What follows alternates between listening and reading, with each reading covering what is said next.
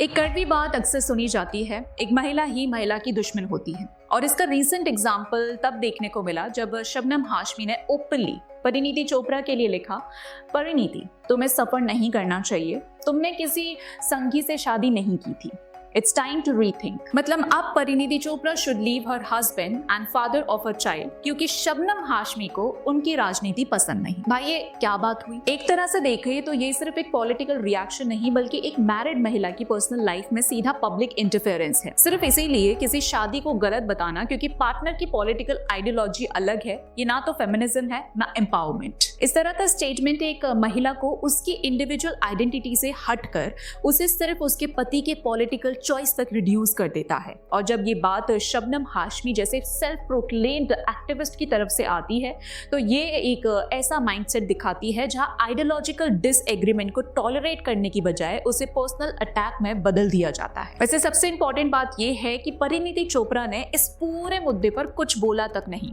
फिर भी उन्हें टारगेट किया गया और रीथिंक करने की सलाह दी गई, एक ऐसी महिला को जो इस पॉलिटिकल डिसीजन का हिस्सा भी नहीं थी। ये सिर्फ अननेसेसरी नहीं बल्कि अनफेयर भी है। वैसे अगर हम शबनम हाशमी की बात करें तो वो एक लेफ्ट विंग सोशल एक्टिविस्ट के रूप में जानी जाती हैं। वह सफदर हाशमी की बहन है। सफदर हाशमी थिएटर एक्टिविस्ट और कम्युनिस्ट लीडर थे जिनकी 2 जनवरी 1989 को गाजियाबाद के झांदापुर में हल्ला बोल नुक्कड़ नाटक के दौरान कांग्रेस बैक्ड गूंस के हमले में हत्या कर दी गई। 2003 में कोर्ट ने मुकेश शर्मा और दूसरों को इस हत्या का दोषी ठहराया। 2002 गुजरात राइट्स के बाद शबनम हाशमी ने ANHAD act now for harmony and democracy नाम की NGO बनाई जिसका दावा कम्युनल हार्मनी का था, लेकिन उनका एक्टिविज्म लगातार बीजेपी, RSS और हिंदुत्व के खिलाफ तेज विरोध पर केंद्रित रहा है, जिसमें वह अक्सर एक ही दिशा की घटनाओं को हाईलाइट करती हैं और दूसरी तरफ के मुद्दों पर चुप रहती हैं, जैसे Kashmiri pandits, temple recoveries, love जिहाद और इस्लामिस्ट एक्सट्रीमिज्म। उनकी पारिवारिक पहचान में ये भी शामिल है कि सबा आजाद ऋतिक रोशन की गर्लफ्रेंड उनकी नीस है। वैसे शबनम हाशमी बीजेपी को इतना अपोज करती रही हैं कि 2020 के फार्मर्स प्रोटेस्ट के दौरान उन्होंने एक वीडियो शेयर करके ये क्लेम किया था कि RSS आदमी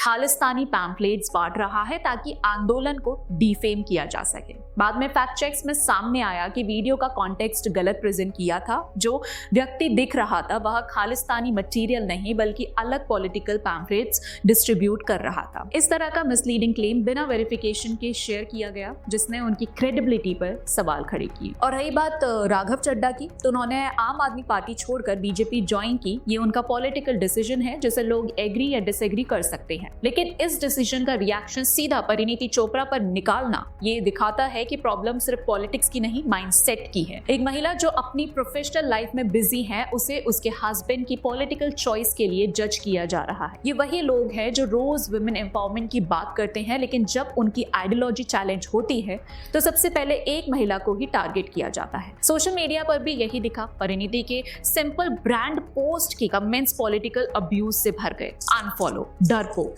हेट बोथ ऑफ यू जैसे रिएक्शंस के साथ। मतलब एक वुमेन को उसके काम के लिए नहीं बल्कि उसके रिलेशनशिप के लिए अटैक किया गया। और ये सब वही लोग कर रहे हैं जो टॉलरेंस और डिग्निटी का लेक्चर देते हैं। आखिर में बात सीधी है, जब एक्टिविज्म कंसिस्टेंटली एक ही पॉलिटिकल डायरेक्शन में टारगेट करे और पर्सनल रिमार्क्स तक पहुंच जाए तो उसकी न्यूट्रलिटी पर सवाल उठते हैं। शबनम हाशमी का ट्वीट जिसमें परिणीति चोपड़ा को अपनी शादी रीथिंक करने की बात कही गई है एक पब्लिक पर्सनल रिमार्क है जो उनकी इंडिविजुअल एजेंसी से ज्यादा उनके स्पाउस की पॉलिटिकल चॉइस पर फोकस करता है। इस तरह के स्टेटमेंट्स पब्लिक डिस्कोर्स को इशू बेस्ड डिबेट से हटाकर पर्सनल टेरिटरी में ले जाते हैं जिससे सीरियस पॉलिटिकल डिस्कशन डाइल्यूट होता है। अब इस पर आपके क्या विचार है कमेंट बॉक्स में जरूर बताइएगा और वीडियो पसंद आई हो तो लाइक, शेयर और चैनल को सब्सक्राइब करना मत भूलिएगा। मिलते हैं अगले वीडियो में, तब तक के लिए जय हिंद।